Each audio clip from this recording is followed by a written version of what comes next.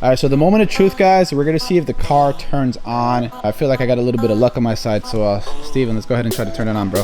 Fingers crossed. If it cranks at least, then you know we got a good sign. Hey, what's up, guys? Welcome back to another video.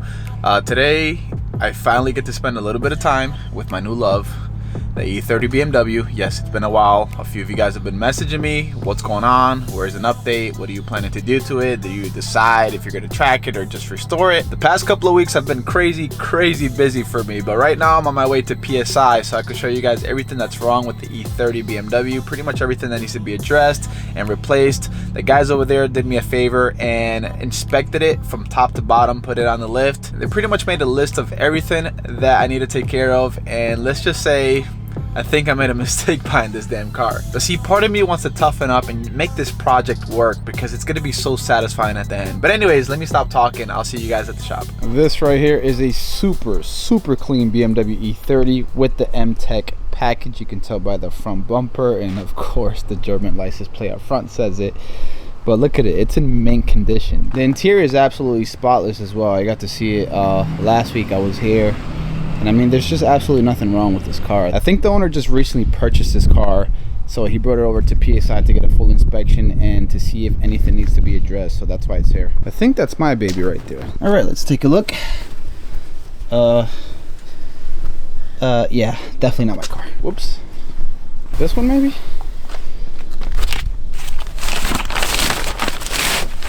Yep, there she is. Guys, if there's one thing that I've been wanting to do ever since I purchased this car like a little bit over 3 weeks ago is drive it. I just can't wait for that day. It's almost like getting a Christmas present as a kid and not being able to open it and play with it. That E60 amplifier sounds absolutely amazing.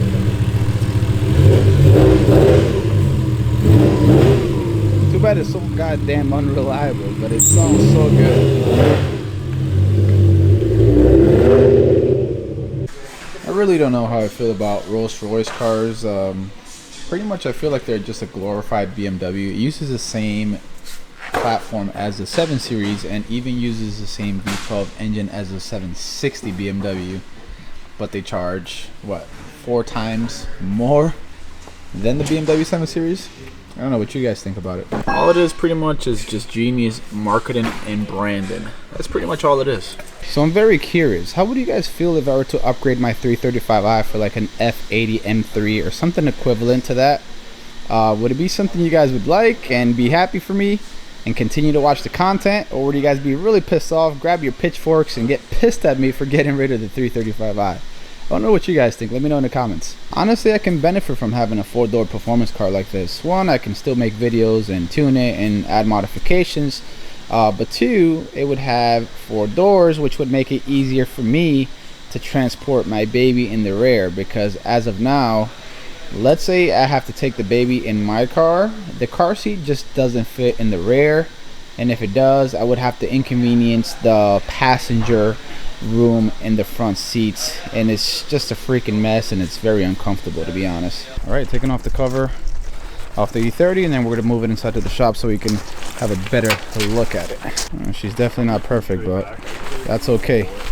Right, so we're rolling it in. Remember, guys, it doesn't have a battery yet, so we don't know if it turns on. We don't know what works and what doesn't work. Looking on the outside of the E30, there's definitely a lot of things that need to be addressed. The bumper here has about 3 cracks. I've had a few people tell me to try to get this fixed at the body shop, but I think they're just too far gone to even try to replace them. I honestly didn't realize how hard it would be to try to find these OEM bumpers used. If you wanted to get them directly through like ECS Tuning, they sell BMW OEM parts. I think the rear bumper was close to 400 bucks. Or you can try to find them used. The cheapest I found them for was like 280 bucks, but the trim pieces are broken, so I would have to buy the trim pieces separately. The side trim piece is like 50 bucks for the other side, and the center one is like 150 bucks, which is absolutely insane. Pretty much the same story with the front bumper. The only difference is that it's much harder to find these used, the front bumper.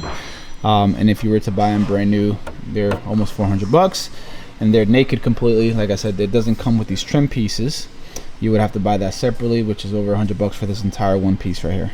The bottom portion right here, I should be able to get this resurfaced and fixed. It doesn't look like there's really many cracks. The fog lights, I think that's what they are. These need to be replaced, and it's missing the lip that normally the IS comes with. Looks like either it got torn off or the owner took it off to sell it. I don't know what happened, but yeah, I need to get the front lip or spoiler, whatever you want to call it, and get this portion resurfaced. The taillights from far, they look like they were in pretty good shape, but once you get closer, you start to see like these micro cracks and a massive crack right here. So these definitely have to be replaced. Same story with the passenger side taillight as well. Huge crack right here. So this definitely needs to be replaced, but these taillights are much easier to find than the bumpers used.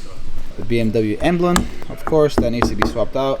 Luckily for me, the quarter panel is good. The passenger side door is good. The fender in the front passenger side is good as well. Fender on the driver's side looks pretty good as well. No dents, no dings. This door here has a small ding right here, but that can be easily fixed. Looks like the mold and trim pieces are in pretty good shape, so I don't have to worry about those. Quarter panel on the driver's side is good as well. And then if you guys seen the first episode of the E30, what appeared like just surface rust on the pictures when I bought it from the gentleman in Tampa, it's actually worse than that. It looks like it's cut through the surface, so I need to get this professionally redone, or maybe I can figure out how to do it myself. There's some damage on this side as well, and the sunroof panel, I'm not even going to try to fix that. I'm probably just going to get another sunroof panel. There are plenty of them online available, and I can get those for cheap. The trim pieces look like they're in pretty good shape, the aluminum parts and the rubbers as well. I'm sure I can just condition those and wipe those down. The mirrors look pretty good. Obviously, one of the most obvious things that's wrong with the E30 is the paint, but that's a given. It's a very old car and it wasn't maintained very well. But you know what? That's the last of my worries. I want to go ahead and take care of the rust issues, and then the paint stuff, I'm not going to worry. That's going to be the very last thing that I do. Either I'll do a budget paint job, or if, you know, the series for the E30 does really well, then, you know, I'll spend a little bit more to get a nicer paint job. The wheels on here are pretty much toast. They're pretty crappy looking. But if you guys remember, I told you the seller offered to include 4 remanufactured BBS 14s just like these, but just completely redone for an extra $200 if I did, and they're sitting somewhere back there. So essentially I got like 8 or 9 tires with wheels, so I have enough to make it fun, and a lot of them actually have really good thread left on them. So yeah, like I showed you guys last time when me and Sean were going through the trunk, there's no battery, so I pretty much took a chance purchasing this car from Tampa without looking at it, hoping that we can get it to turn on and to run. So I went ahead and purchased a battery right here. PSI got me a pretty good deal on this battery right here. So this is pretty much going to be the moment of truth. We're going to install the battery back there and see what electric functions work and what doesn't. So we're looking to see, 1, if the car starts, 2, if like the power window and the sunroof work, and hopefully it does, because I already feel a little bit uneasy about this project. So hopefully we can make this work as smoothly as possible. It's much easier to get in the battery here than my damn E93. Oh yeah, where I have to go through like 30 minutes of tearing everything apart just to get to it. Oh yeah, this is nice and simple. You just put it right there, and you put the damn whatever, I don't know what the hell you call those. Yeah, I don't know either. In English, I don't know. And that's what I'm saying. I know how to say it in Spanish, but not in English. The terminals. Terminals. There you go. I don't know how to say it in English. All right, so now that the battery's installed, I want to see which electronic features work and which ones do not work. Sunroof, power windows, power locks.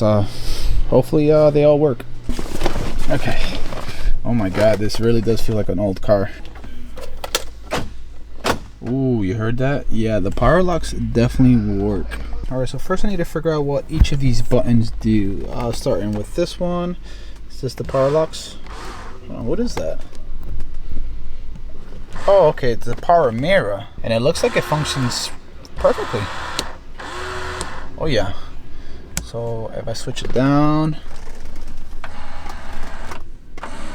oh, that's beautiful. Guys, this is a 31-year-old BMW, and it has power mirrors, and they work. Gotta say, BMW was way ahead of their times back in the late 80s. Looks like all the warning lights work out perfectly. The radio even turns on. Let's see if I can get it to play something. Actually, I'm not even gonna go ahead and try to play some music, because if it does play music, I'm gonna have to cut it because of YouTube copyright system. I wonder if the AC works. Well, I'm not gonna get the AC because the car's off, but let's see if the blower works. Nope, nothing. but I'm sure it's not something very complicated. It's probably just a fuse. Ali was at the front engine bay kind of pulling some of the fuses that were just loose there. And I'm guessing these are the controllers for the sunroof. Let's see.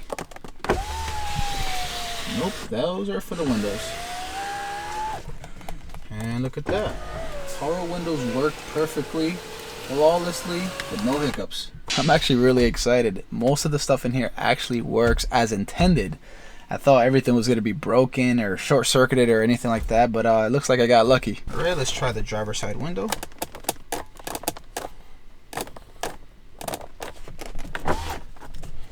There you go, I spoke too early.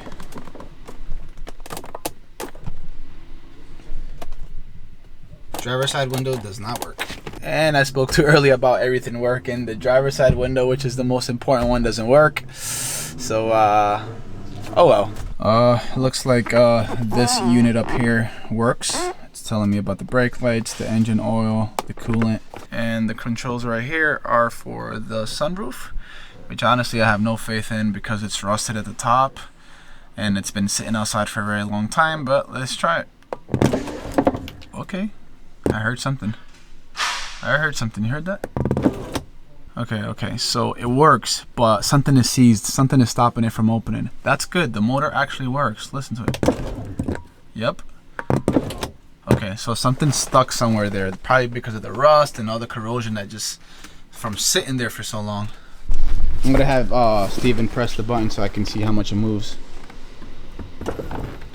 Okay, you can hear it moving, but it's definitely stuck for whatever reason. I mean, it's kind of what I expect because it's been sitting outside, probably getting rained on for years.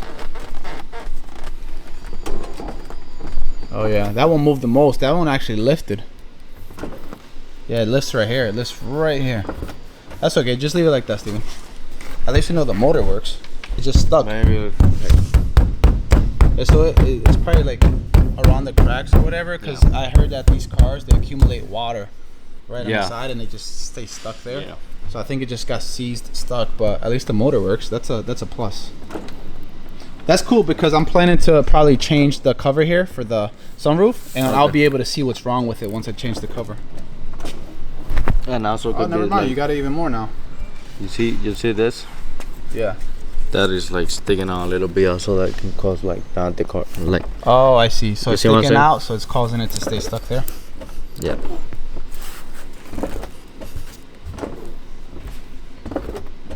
Yeah. Yeah, just leave it so we don't force it. Yep. Make sure it's closed. Is it closed? Yeah. Oh yeah, for sure. This side is probably the culprit right here. Yep. That's okay. Well, I'm planning to change this cover anyways, and then once I change it, we can probably see what the hell's going on. Oh yeah. All right, let's continue and see what else works and what doesn't work. Oh, whoops. Okay. That's okay. It's falling apart for sure. I need to get a new trim for this for sure. And the hazard lights. Let's see if any of the lights work on the car. All right. I mean, works here on the gauge. Okay, so the left tail light works. Not the right one, but I'm sure it's probably just a bulb. And the front hazard lights, turn signals work as well. Oh, look what I found. I think this is supposed to go right here, but it's not connected. It tells you stuff like HR day, average miles per hour, miles per gallon, range, code, temp. Oh, that's pretty cool. I wonder if it works. Let me connect it real quick. So I pretty much gave up on this. The screen kind of looks busted anyway, so I'm probably gonna need another one. I plugged this in back here and I couldn't find the second plug up here. I kind of looked all over back in there, but I started breaking things the more I looked for it, so I'm just gonna leave everything like that. Of course, the interior doesn't look that good. I think they attempted to redo these seats, but they didn't come out so nice. They're a little bit loose fitting. They have to be a little bit tighter. I think for the next episode, I'm gonna go ahead and just try to like do a heavy detail and see how much dirt I can get out of these door panels and out of the carpets and out of the seats and everything. I'm just gonna kind of strip everything inside of the interior and see how much of it I can clean up, and then the rest of it that I can't clean because it's just permanent and too old, then I'll see about getting replacement parts. I wonder if the horn works. Oh, it works. Sorry, it works. It sounds cute. So yeah, that's pretty much for the interior. We do have a bunch of dangling wires over here. Kind of looks scary and complicated, but we're not gonna mess with that now, so whatever. But yeah, the interior is in bad shape, so we're gonna try to address that. The shift thing is loose, and yeah, all of this needs to be resurfaced or swapped out, and the trims and stuff like that. I might keep the interior looking OEM, but the rear seats, since they're super loose, I might just completely remove them and do like a roll cage back here, so I can take this car to the track. Let me know what you guys think in the comment section below. And this is where the original tool kit goes. God, it smells terrible in here. And yep, the toolkit looks like it's been through like the Great Depression, so this needs to be swapped out. All right, so the moment of truth, guys, we're gonna see if the car turns on. I'm really anxious for this because I really want to drive the car. And the owner had, I think he owned this E30 for about 8 years, and it was just sitting outside. He said he never got to turn it on. It just wouldn't turn on. I don't know, I feel like I got a little bit of luck on my side. So Steven, let's go ahead and try to turn it on, bro. Let's do it. Make this work. Fingers crossed. I want to see if it cranks at least. If it cranks at least, then, you know, we got a good sign.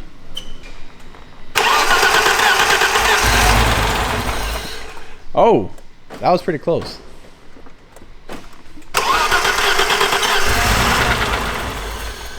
Okay, so it has a little bit of life on there, but it's not staying on. I don't know, guys. That just got me very, very excited. I didn't think it would even turn on at all, but it actually turned on for a little bit and then turned off. Let me see if we can figure out how we can get it to stay on. Anyway, so Steven noticed one thing. Show him, Steven. The plugs right here, yeah, they look atrocious. Look at them. The wires. They're completely toast. Yep. Yeah, that looks really bad. Yep. There's what do the other ones 6. look like? That's number 6. That's 5. Oh my goodness. Yeah, no wonder the car doesn't stay on. Yep. Okay, so 4 this one looks like, pretty decent. Yeah. I mean, it's acceptable. It's not good, but it's it's there. exactly. That's number 3. Yeah, this one looks like somebody's just been stepping on it all Yep. day. That's not good. So we only got one that looks acceptable.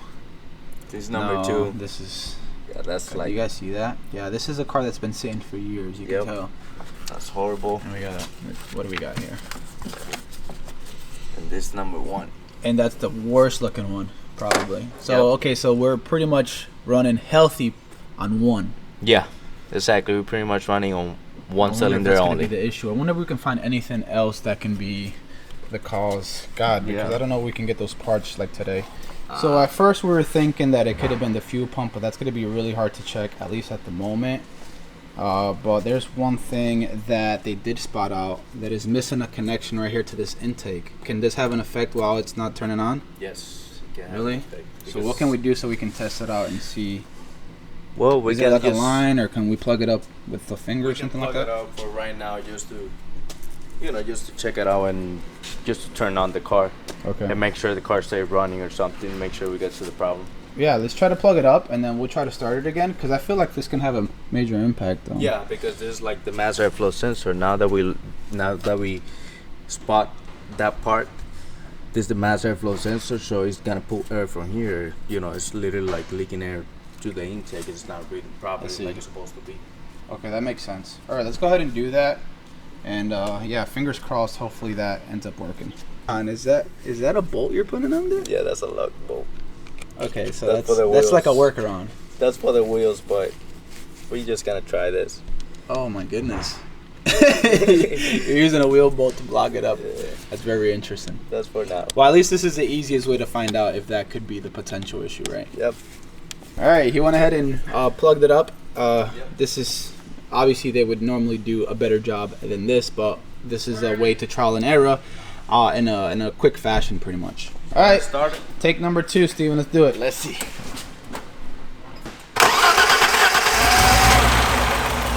Whoa! Guys, it's on. She's alive. She's alive.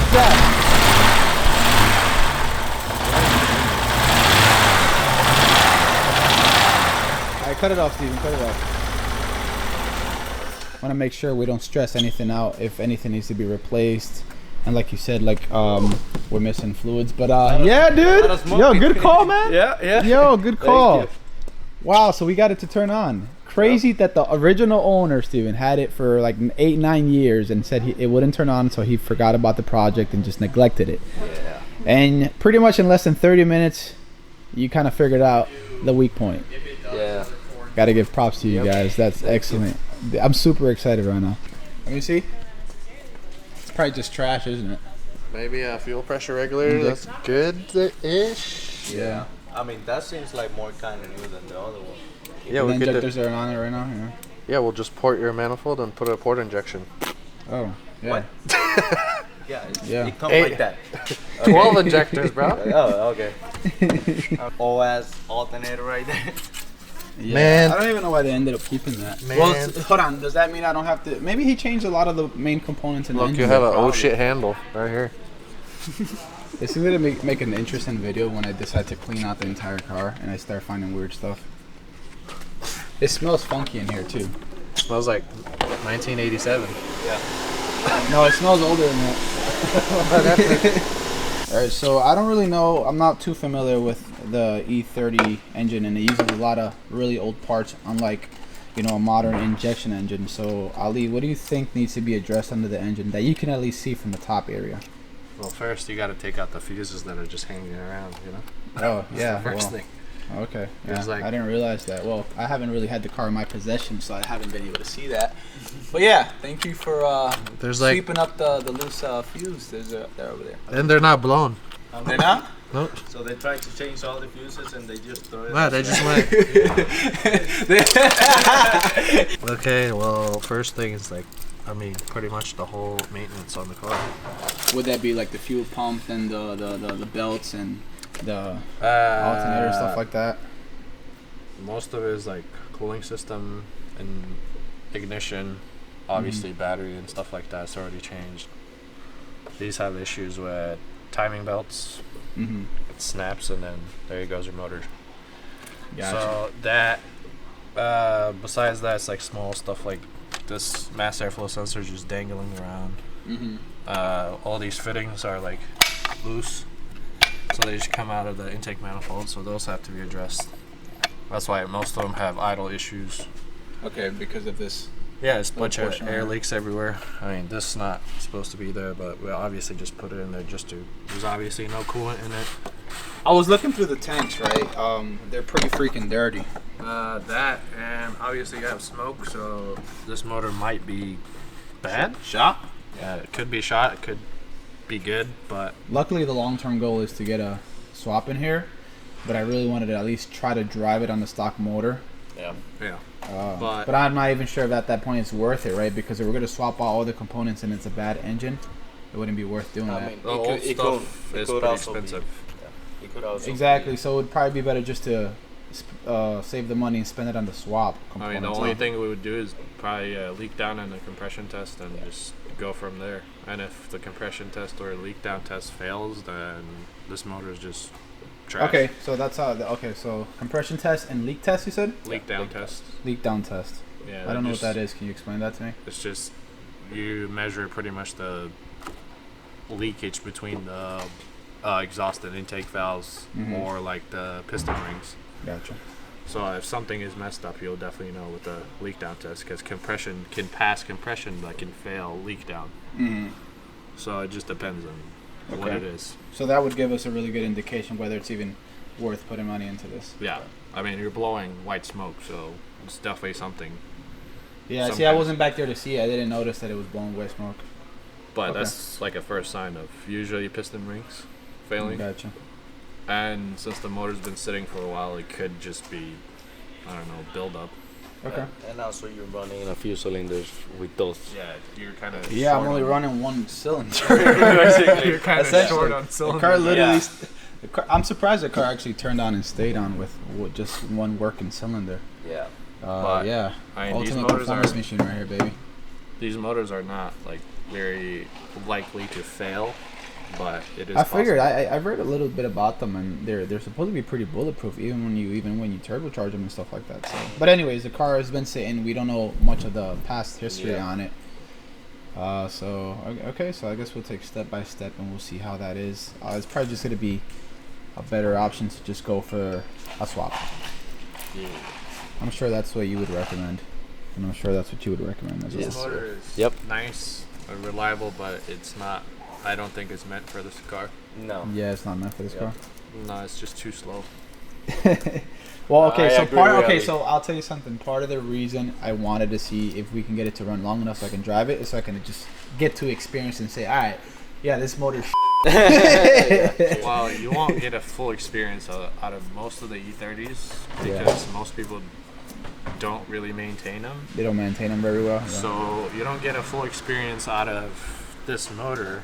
I mean, simple as this throttle cable. If this is like stretched too much, obviously when you step on the throttle, this opens. And imagine if it's stretched too much and you're like giving it the beans, but it's only It's gonna opening snap. halfway. Oh, okay, yeah. Yeah, So you're not giving it a full potential of turning. So just simple things like that could just make it seem like the car is like, oh, this is not what I want, or whatever. Makes sense. Okay, so what the guys are gonna do right now is they're gonna lift the E30 up so we can look underneath for the first time. The one thing that I'm really worried about is rust. So I wanna look down there, see what the bushings look like, the arms, if there's any major rust within the frame of the car. So yeah, let's take a look. He looks pretty. He looks pretty. barely runs and now he's gone. Oh, you got some lowering springs. I do? You got what? He said I got lowering springs. Oh yeah. Oh, I didn't realize that. Well, this is the first time I've looked under the That's car. nice. So it got some upgrades. Yeah, this one is the best upgrade right here. The rust hole? No, no. Cut. Oh, the cut, yeah. Oh, hold on. What was that done for? Loudness? I have no idea. Dude, that is some ghetto shit. That was really what they did it for. Look, the smoke is still coming out of the exhaust. So yeah, this needs like a whole rear end like refresh. Even the LSD? No, the diffs in these cars usually don't fail, but obviously your axles are gone. I figured that much. I figured The the bushing. axles, the bushings are going to be The toast. bushing is like gone. Yeah. That thing is gonna like fly out one day. No, I figured that much as well. I was kind of prepared for that. Brake lines obviously are also mandatory since it's been sitting for a while. Oh, You yeah. never know when it like can lock up or So brake not- lines, okay. like explode. I guess Mhm. exhaust hanger is not there. It's just you know. The ghetto fabulous. Yeah. Oh, this is nice. When we do the rear ends, we always do like the whole subframe bushing package. So it'll be everything, and it fixes the camber and toe because we buy stuff from Garagistics and they give us the adjustable bolts Mm-hmm. because from factory they don't have any adjustment in the rear. So whatever you get is whatever you get, Yeah. which is Yeah, I remember because you showed me on my car how I had adjustment from OEM, but this one doesn't yeah, have. which is shitty because if you want to go lowered on these cars, there's a lot of tire wear and stuff like that can happen. All right, what are you showing me? The spider webs? Oh yeah, I know. I was looking at it, man. That's more ghetto than like my Dominicans in New York, man. But the bushings, the arms, I don't really see any significant rust on here. That's the one thing that I was really worried about, especially along the frame. You see some hair, but it hasn't cut through. Trans bushings, Guibo, drive shaft, center support bearing. All that has to be changed out. highest thing. Yeah, the bushings look. This is rally spec, bro. Oh yeah, so I can scrape the out of it. Lollipop take- bushings. What do they call those? Lollipop bushings? Yeah. Oh, tasty. Yeah, you usually offset them so you can account for caster. Mm-hmm. Because when you lower the car, like these cars especially, the caster This goes all like way off. leaking? Is that what it is? Is that why it's shiny or is this? Oh, never mind. Yeah, it Yeah, looks it like is. your It's like- steering rack is like pissing. Yeah. Yeah. So it's is the definitely pump. leaking. Everything is. Also. Yeah, but the steering rack, it's always recommended, especially let's say if I go for the E36 M3 motor, to swap out the steering rack anyways, right? For the E36? Yeah, the gear ratio is a little bit better on the E36. I've heard, every time I've talked to somebody that has E30 experience, they will go E36 steering rack, E36 steering rack. And if you're trying to be a drifty boy, that's also a good thing. It's also a good thing. Yeah, for sure. Yeah, there's definitely, I can see the leakage. I mean, what do you expect? This really old BMW that has not been taken care of. You can see the leakage. Oil filter housing is like pissing oil too. Yeah. I'm sure half of these things are not even like functioning properly. They're just there. I wonder if the car got air. It has what? AC. I didn't test Listen, it I'm out. not that type of guy that guts the car out and removes the AC. I need AC, bro. We live in Florida. For sure. I'm that guy. that just weight removes saver. AC. No, the waste. I take the waste saver and I'll lose 5 seconds at the track, dude. It. Give me the AC. For Certain that. cars, you do shave a lot of weight. Like, especially with the heater core and stuff. That's like a lot. Yeah, of well, weight. when you take it out, like the AC and all that shit, compressor, AC panel, all the lines. No, it adds heater up. core, It adds up in weight. Yeah. It's like No, if you're a doing lot. it professionally, it's a car is dedicated for the track, then yeah, I guess. But if I daily drive it, dude, I'm not. Yeah, no. Not here in Florida. No. So Sean, what do you think? Body's good, man.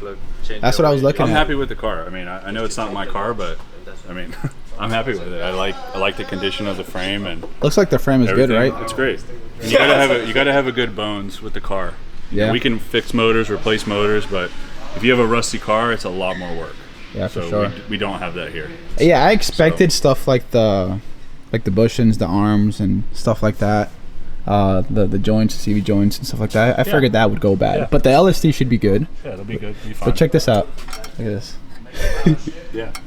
They didn't even have the exhaust hanging. Just a besides quick this. fix? Yeah, yeah, for sure. Quick fix they did. Yeah. But what Ali was telling me is that it might not even be worth trying to fix this engine because, well, they're gonna do a compression test and see if it's any We'll see. good.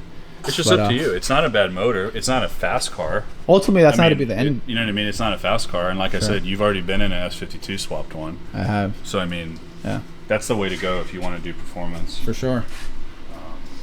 I'm actually really happy with the bottom. I was actually pretty It's anxious great, man. thinking that it was. Honestly, the outside doesn't look like much, but honestly, the bones that you need are there. Like I said, I mean, Yeah, so yeah, and we got it to turn on.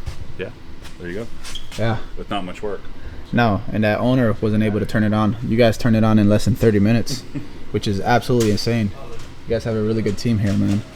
I would have never guessed what the issue was. I'm not too familiar with these cars. Yeah, we see more and more and more of E30s, and starting to see more E36s in for restoration. So, Yeah. you know, just pretty popular car now. So yeah, guys, like Sean was saying, the bones of the car are pretty good. It doesn't have any rust, and if it does, it's very minimal, and it doesn't compromise the structure of the car. So I'm actually really happy. That was one of the things I was scared about because rust just destroys these cars. It's not even worth working on, and if you do, it's gonna cost you a lot of money. But yeah, there's a lot of things wrong with the E30, a lot more than I originally thought when I bought it, but you know, it is what it is. It's part of the game, especially when you take a gamble, right? That's what I ended up doing. But you know what, guys, to be honest, after filming this video today, I'm actually more excited to work on this car, and I'm super excited. I think on the next episode, I'm gonna just tear down the interior and try to clean as much as I can and see what's salvageable and what's not, and to see what different parts I need to buy to replace. So yeah, we'll take it step by step. What do you guys think? Good buy or not a good buy? Is it worth continuing with this project? Let me know. I do take all of your comments into consideration, so just know that. See you later, E30.